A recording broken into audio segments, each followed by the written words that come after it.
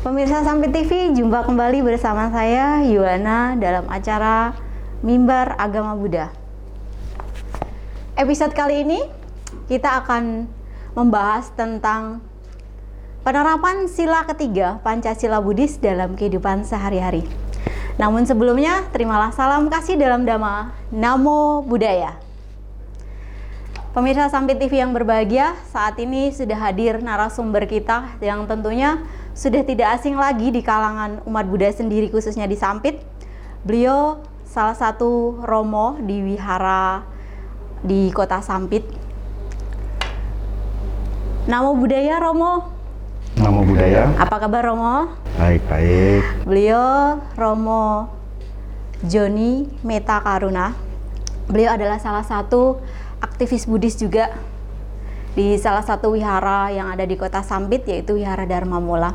Baik Romo, sesuai tema kita pada hari ini, yaitu tentang penerapan sila ketiga Pancasila Buddhis dalam kehidupan sehari-hari ya Romo ya.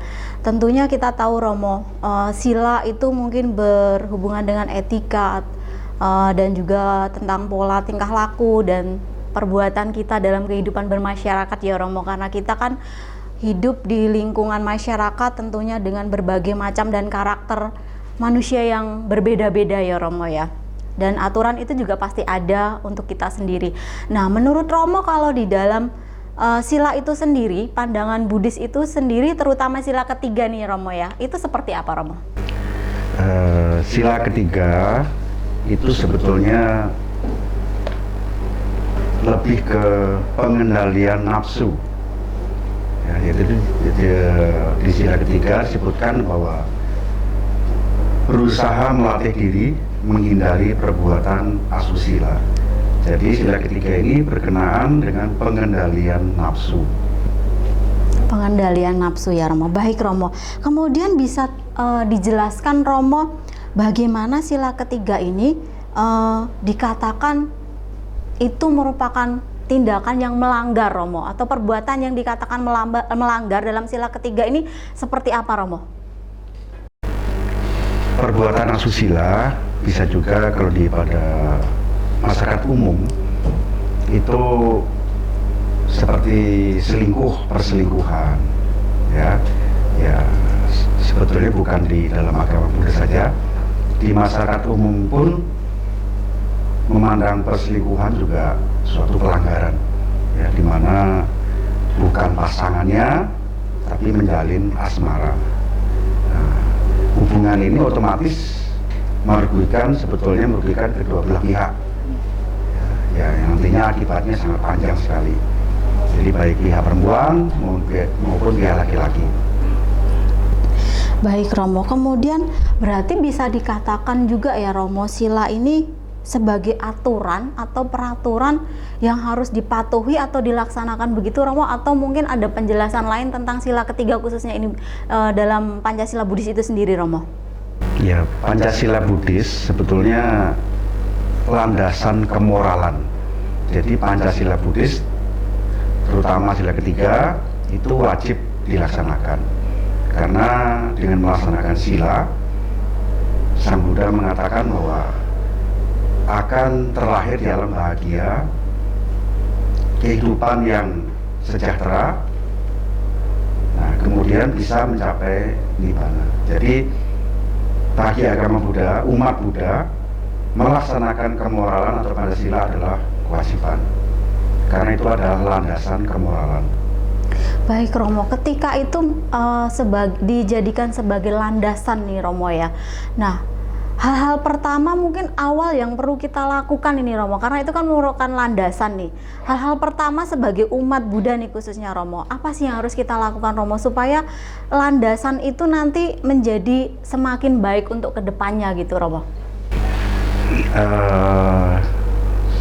Untuk umat itu kan setiap kita melakukan puja bakti itu Pancasila selalu diucapkan ya. Nah, selalu diulang-ulang karena sifatnya manusia itu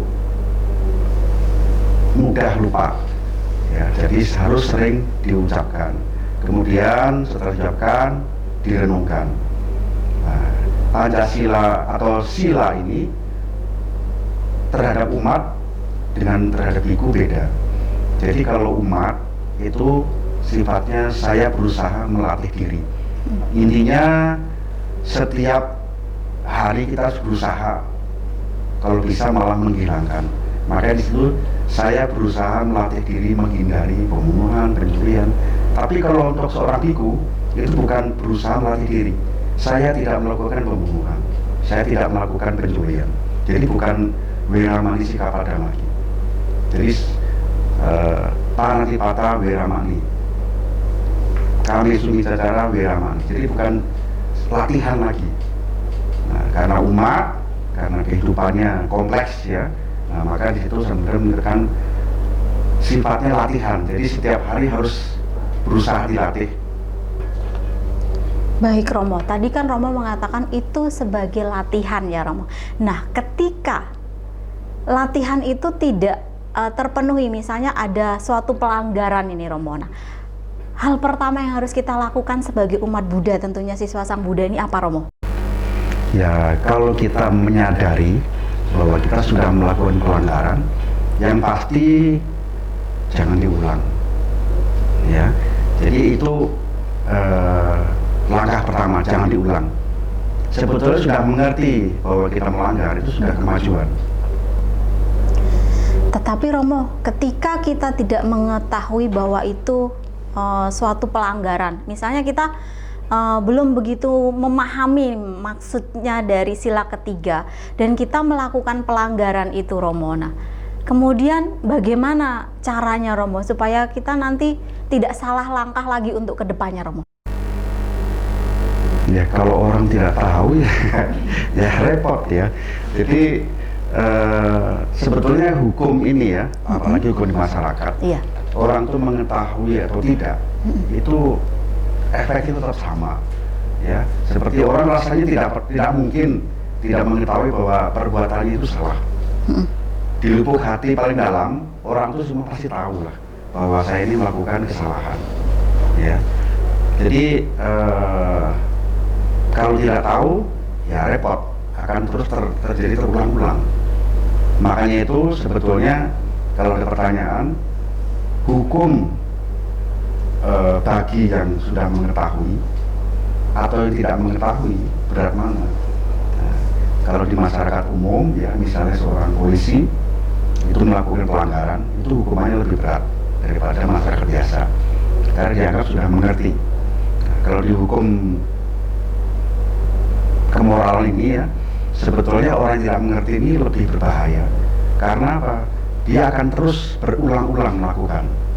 Tapi kalau orang yang mengerti, dia menyadari, oh saya telah melakukan kesalahan. Suatu saat nanti dia akan menghentikan.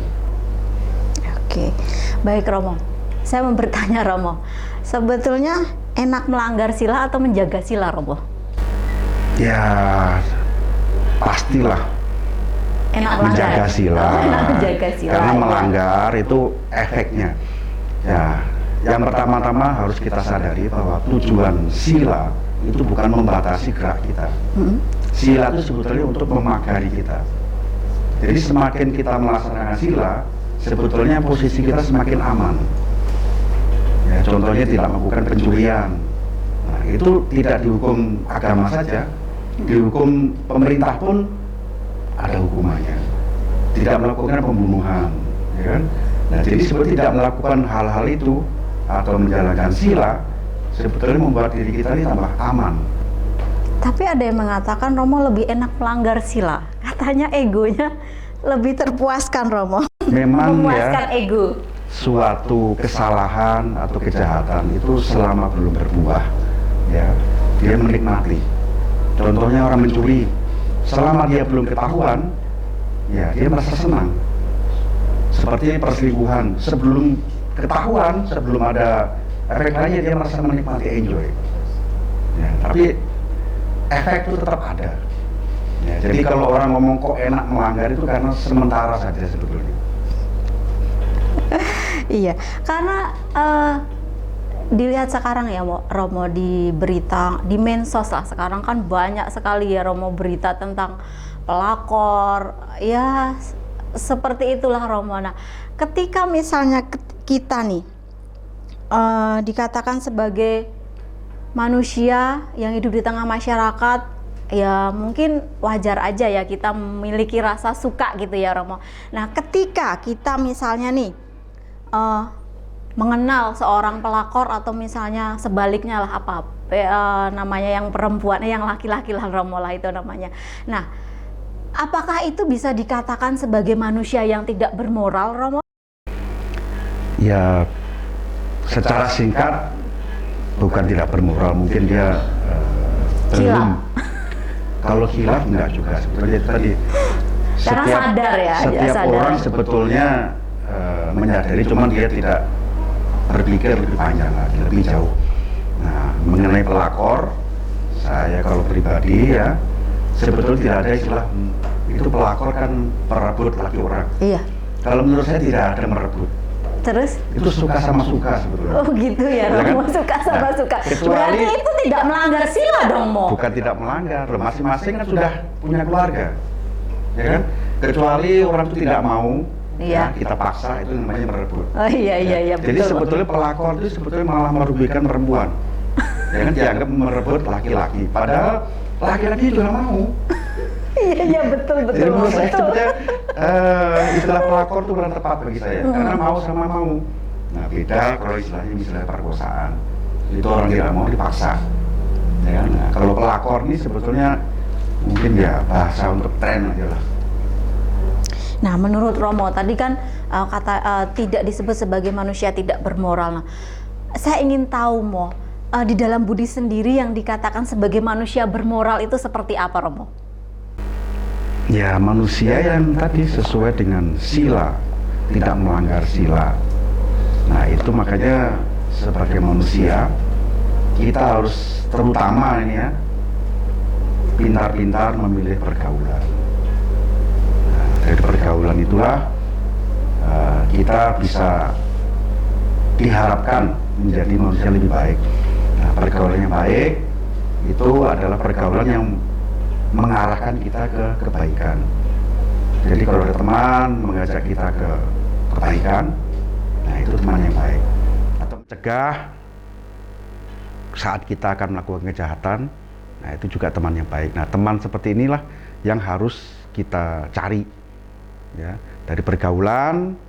Nah, kita lingkungan kita harus mengkondisikan, karena manusia rata-rata cenderung berpikir ke negatif, ya. Jadi kalau ada orang berbuat baik kadang-kadang malah diketawain. Nah, itu di masyarakat umum. Iya, itulah manusia ya Romo ya.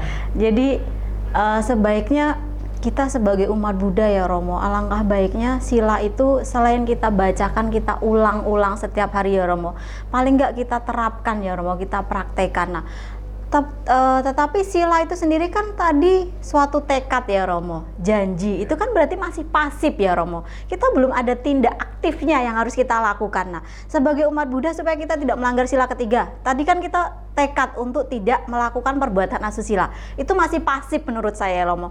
Kalau tindakan aktifnya seperti apa Romo? Supaya kita tidak melanggar sila ketiga tadi. Ya, harus setia sama pasangan. Setia itu sama pasangan. Ya, contohnya misalnya kita sila yang pertama, ya, tidak melakukan pembunuhan, ya, kita harus sering melepas satwa. Yang sila kedua, tidak melakukan pencurian, kita harus sering berdana. Nah, yang ketiga, tidak melakukan asusila, ya kita harus berusaha setia sama pasangan atau berpuas hati. Nah, jadi menerima pasangan kita apa adanya, dan juga harus diingat bahwa pernikahan itu sebetulnya lebih ke komitmen, ya kan? Nah, kalau kita menyadari itu pelanggaran sila sangat kecil sekali. Tadi Romo mengatakan komitmen ya Romo, berarti kan komitmen antara dua orang yang berbeda dijadikan satu ya Romo ya. Nah, ketika salah satu pasangan kita itu melanggar dari komitmen yang sudah ada Mo, nah misalnya Romo nih, bagaimana tindakan Romo? Yang pasti kita jangan mengikuti. Jadi kalau pasangan kita melakukan hal yang tidak baik, kita jangan mengikuti atau bahasa umum membalas. Ya. Kalau kita melakukan hal yang sama, terus apa bedanya, ya kan, kita dengan pelaku atau pasangan kita. Nah, kemudian kita harus juga mikir efek kalau dua-duanya sama-sama selingkuh, kalau ada anak, nah itu akan jadi korban. Jadi kalau salah satu sudah melakukan perselingkuhan, sebaiknya yang satu jangan. Yang satu tetap melaksanakan komitmennya sudah diterapkan Harus tadi ya Romo. ada, Oh harus iya. Oke, baik, semakin menarik Romo. Nanti kita akan lanjutkan Romo. Baik pemirsa Sampit TV, kita akan lanjutkan perbincangan kita pada hari ini dengan Romo Joni Meta Karuna setelah iklan yang berikut ini.